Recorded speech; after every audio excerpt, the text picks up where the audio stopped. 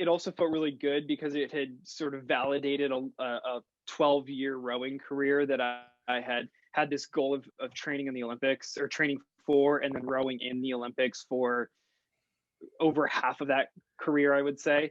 Yeah. And, that was super cool. Obviously all the fanfare, the gear, all that stuff was awesome. Yeah. And then we go down the race course on the day of the final, and we don't have our best row, and then it's fourth place, and then it's like very different. Right. It was kind of frankly, it was a failure. I felt like it was a failure when I crossed the finish line. We were fourth because by all counts we could have medaled. We had the personnel, we had the power, we had all this stuff. The one stat that we didn't have was age and experience, and that goes a long way in the sport.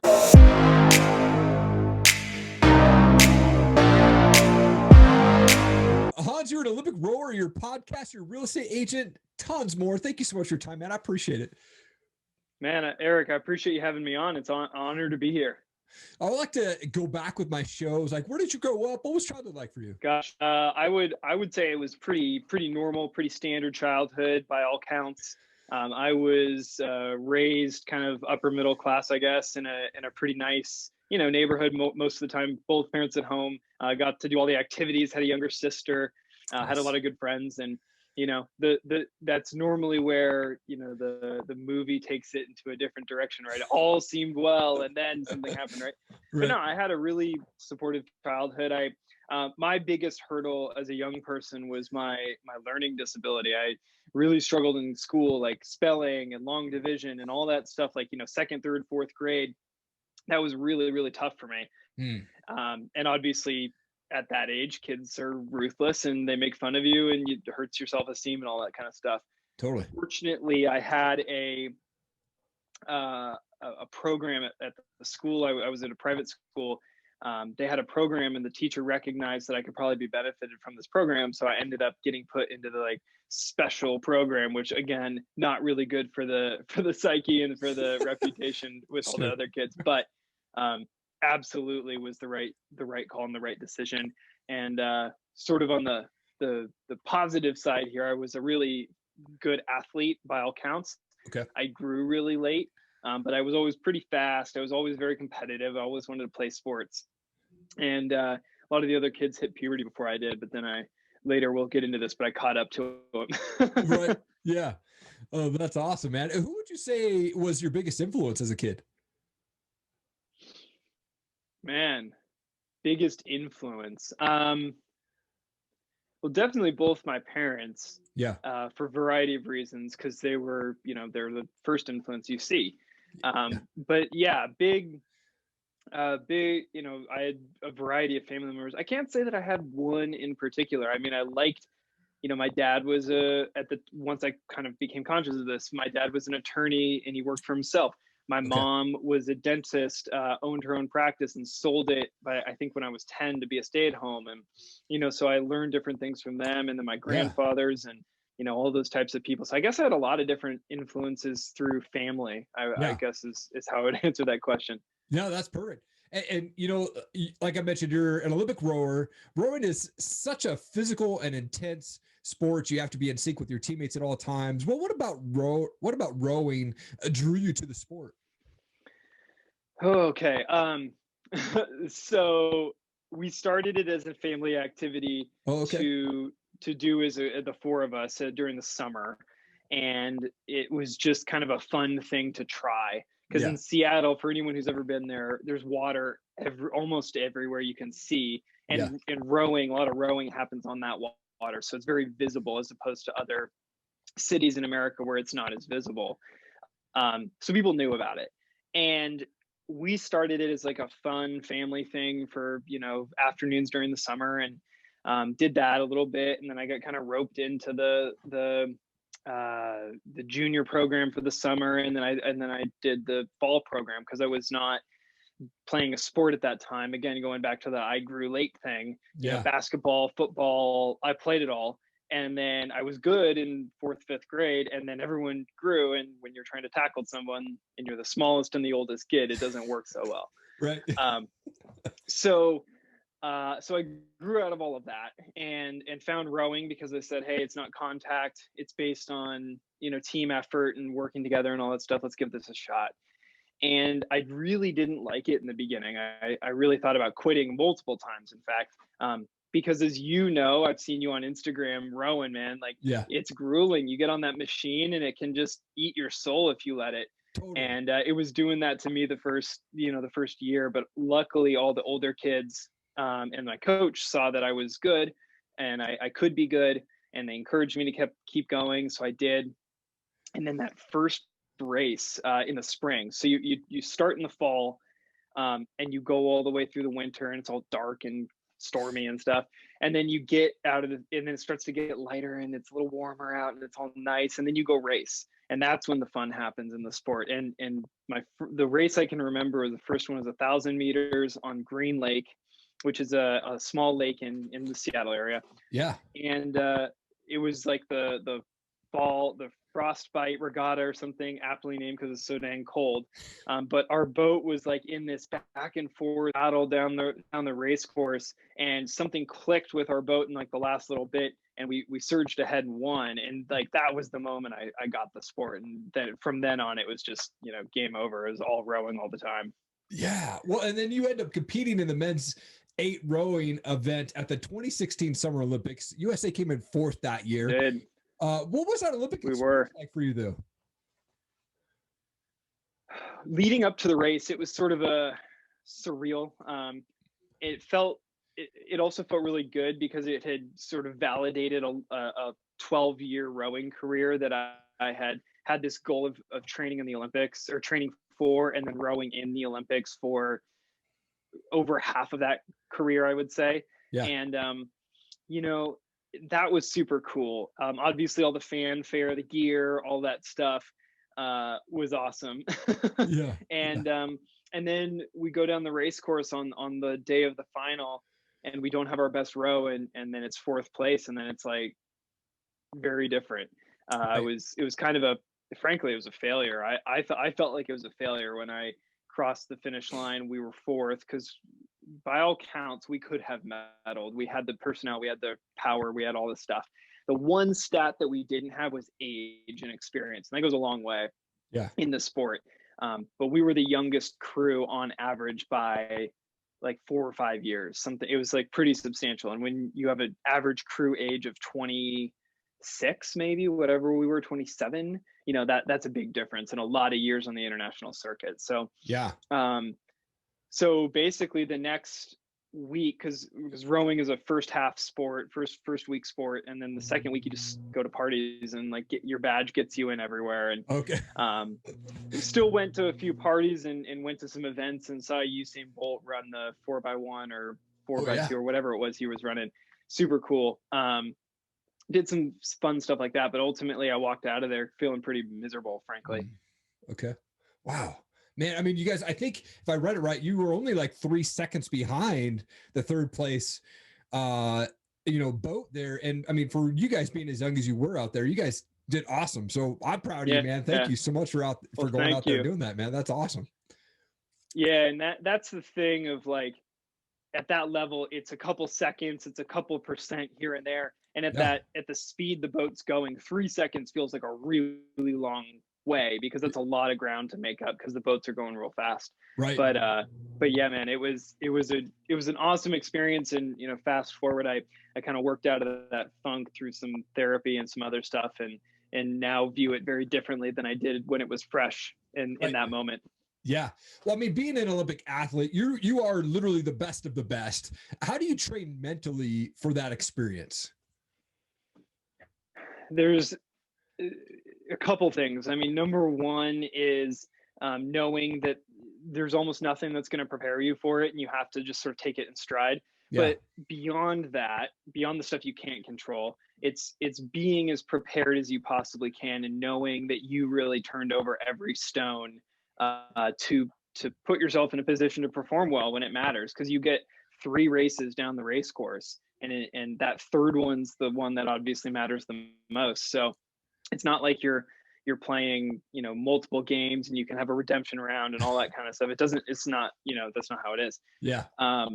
And so it's the combination of knowing you left nothing in your training and the lead up, and then knowing, you know, yourself when it comes to those pressure moments and on the day. Like my brother-in-law is not like a huge athlete himself, huge sports fan, but not an athlete. And he got into disc golf recently, and he went and did his first competition, and he calls us after. He goes, I can't believe you guys competed on that level you did, because I was so nervous for this like local disc golf competition. Like, how did you handle that? Like, how did you work through it? And the answer was, the pressure never goes away. The like butterflies, they don't go away. You just get better at like performing when that feeling comes. Yeah. And like, that was the biggest thing that I was always focused on, is like, I'm not going to get rid of the butterflies. So I got to channel them and get them going. Like, in fact, the butterflies are a good thing. They are, you know, so it's like retraining my brain to what it all means, basically.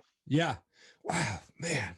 So awesome. Hey, I hope you're enjoying the show so far. Wanted to give a quick shout out to our sponsors, starting with Rewebbed. They are the best digital marketing agency on the planet. I love working with those guys. Founded by a guy named Ian Inman. He's on a mission to feed 1 billion kids and help 1 million entrepreneurs. Go check them out. Tell them I sent you. Alpha Outpost, amazing monthly subscription box sent right to your door every single month. You can start for $5. They send you cool stuff like this. Go use the code TOPRATEDMMA for 15% off your order. Every time that I have a guest on my show, they say that's an amazing flag. Well, this flag here and many others that I own are from a company called Combat Flags. Is a veteran-owned company.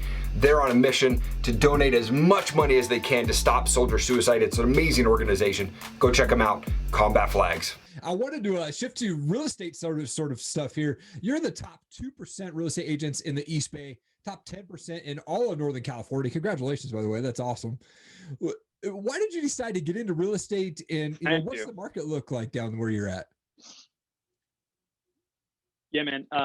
Market is strong right now, but you know, there's a variety of people in my YouTube comments who would disagree with the reason for that. Sure. But yeah, man. The reason I got in, so when I was training for the Olympics, I was really like full time from 2013 to 2016, and then work and friends were second place. And we would go down to these training camps down in San Diego, and we needed to do Airbnbs to train or to live in, because the Olympic Training Center was full or whatever. Yeah. And so we found an Airbnb for this couple who, long story short, was living in the space while we were also living in the space. They had a really nice big house, so it worked.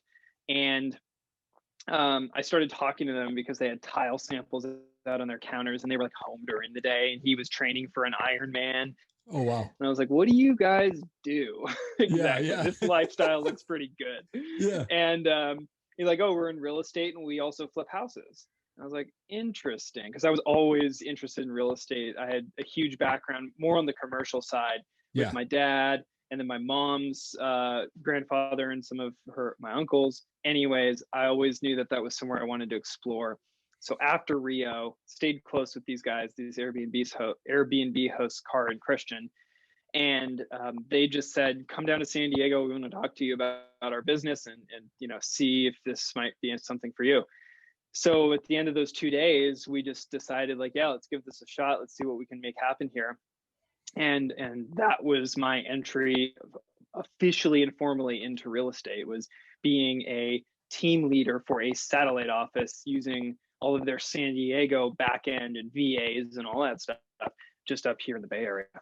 Gotcha. Wow, man. Yeah, I'm always intrigued by real estate. I've never been good with testing, so I'm afraid to go and take the test, because I'm afraid to go and fail on that. But I think that's so cool. And where I'm at up in Coeur d'Alene, we're seeing this just massive influx of out-of-staters. My buddy who does real estate up here, I think he sold 40 houses or 40 plus houses here in 2020, and 80% of those guys were from out of state. Mm-hmm. I mean, where do you see this market going? And I've heard people say there's a bubble. Is there a bubble, or is there not a bubble? Like, where do you see this market going? Well, it's interesting. I said YouTube, and I just released a video about the bubble, and at least locally speaking, I don't see it as a bubble. Yeah. But that also depends on your definition of bubble. I think people interpret those differently. Right. But it's so hard to say, because it comes down to supply and demand locally, and then at a large level. Like, yeah, people are leaving the Bay Area. That's grabbing all the headlines. Yeah. But we're still gaining population on a net basis. Like, we are at the highest level of people selling their homes and leaving the state entirely as we've ever been here in California. And so, but population growth vis-a-vis jobs are still really strong and really keeping our population growing, not to mention the fact that we have such a population surplus just from the last 10 years of tech growth here locally, that there's kind of an overflow. And I think the COVID thing is really a big X factor that it has to be factored in, at least to the real estate housing market, and probably to all the markets. But it's like the way people all over the last 6 to 8 months reassessed what their life needed to look like and what their priorities were. And like, there's a lot of people, like it's a fast paced lifestyle here in the Bay Area. There's traffic. There's a lot going on all the time. Like that, if you don't have to be in an office all of a sudden, there are a lot of beautiful places where you can go work remotely. In markets like Tahoe or, Idaho or, Nevada or wherever.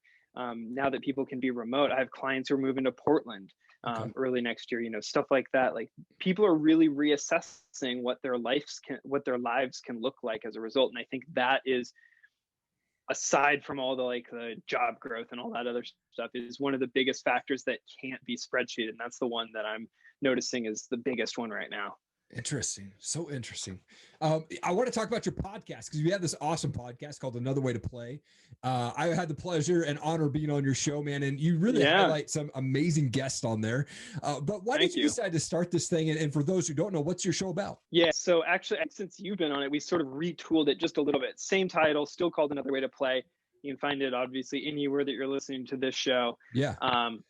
But I've noticed you and a lot of the other guests that I had on talked about their mindset, not necessarily directly, but that was a theme that ran through the first 100 and something episodes. Nice. And so I realized, like, okay, there's a topic here that I'm personally interested in, and I can imagine others would be.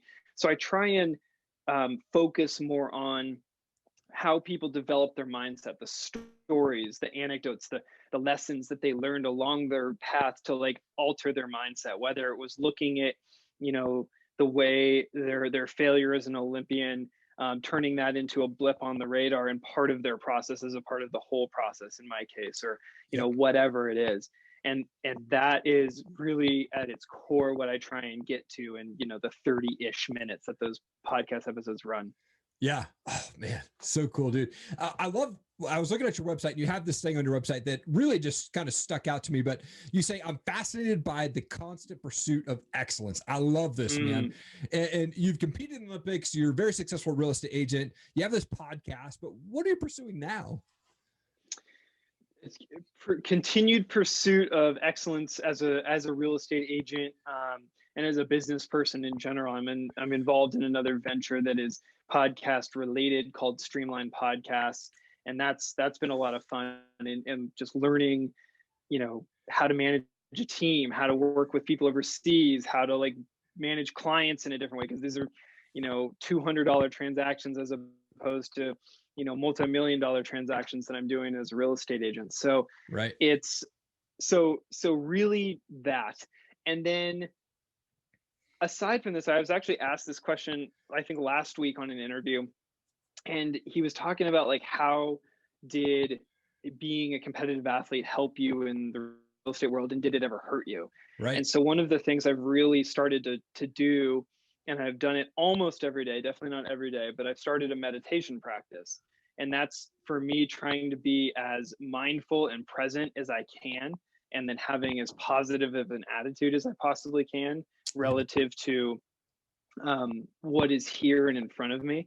And then unpacking some of like the past stuff that I've like shoved down and I'm trying to ignore, and that sort of thing. So, that is sort of my pursuit of excellence, is really getting myself to a level that I'm happy with, because I'm not competing directly against anyone for gold medal anymore. So now it's like, how do I make sense of the world when my life was that way before? So that's a big one that I'm focused on at the moment. Yeah. Sweet, dude. Last question for you. I always love to end my shows with kind of the fun question, but I'm a music guy, but what's a favorite type of music, or do you have a favorite band that you like to listen to? Dude, growing up, we did not listen to a lot of music, so I didn't get that bone, but I do have I like to think of myself as having a rhythm on the drums or whatever once in a while. I'm not particularly good, but you know, I love country music, generally speaking. Yeah. And anytime that comes on, I always feel good. And then if I'm lifting, you know, I'll put on, you know, something more like Metallica, Rage Against the Machine, that sort of thing. But there is a soft spot in my heart for, you know, the Blink 182 and Sublime from my childhood. So I've got a little bit of that in there too. Yeah. Oh, that's awesome. Yeah, that's perfect, man. Absolutely. I wish Sublime was still around, man. Bradley was such a great guy, man. And, but man, if he was still alive, he'd be kicking some butt, man. Man, Hans, this was such an honor. Thank you so much for taking time out of your day and coming on my show, sharing your story, man. I think you're an absolute world changer, man. I think you're kicking butt in real estate, man. And just so appreciate you coming on, man. Dude, I really appreciate you. Thanks for having me on. It's an honor and a pleasure. Thank you so much for watching the show today. I so appreciate it. Please leave a comment down below. Leave us a review. Share this video. We want to get it in front of as many people as we can. I'm going to continue to bring on the best guests possible, from world changers, entrepreneurs, success-minded people. We are creating visionaries here on this channel. Thank you so much for checking it out. Have an awesome day.